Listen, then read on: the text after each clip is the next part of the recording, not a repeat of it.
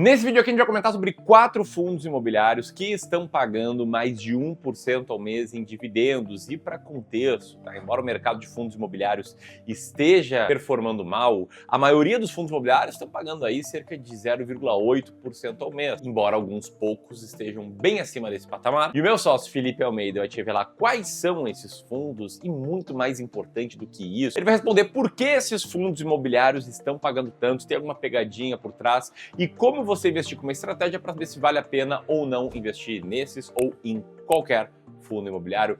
Filipão, bola contigo.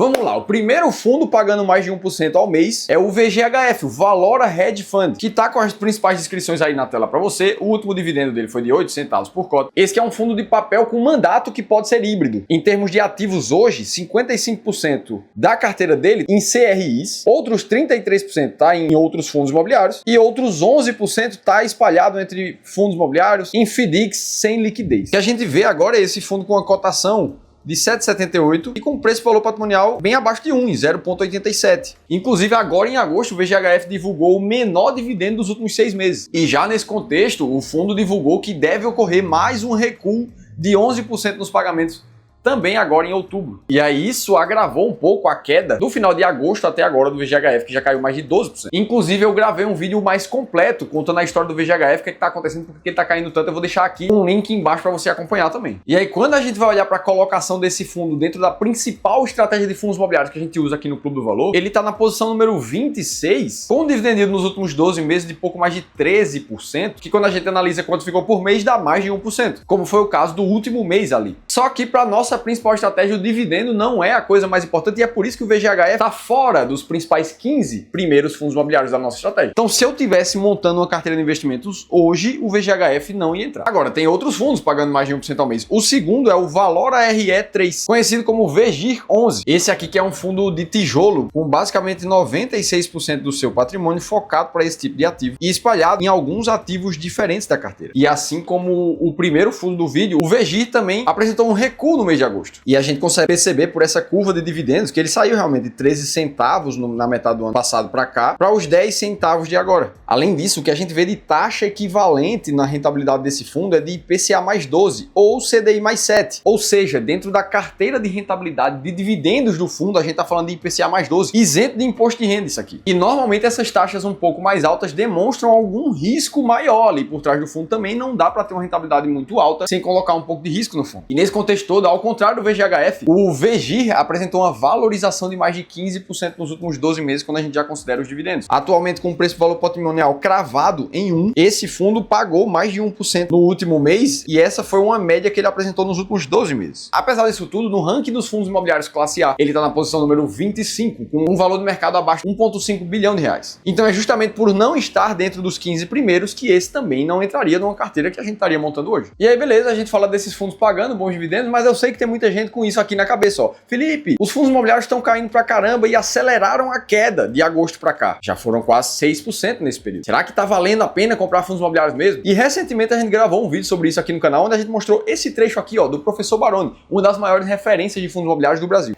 Porque assim, quem tá precificando o mercado de fundos imobiliários hoje, eu acabei de te dizer, é na média quem tem 50 mil e que na mediana é 3 mil reais.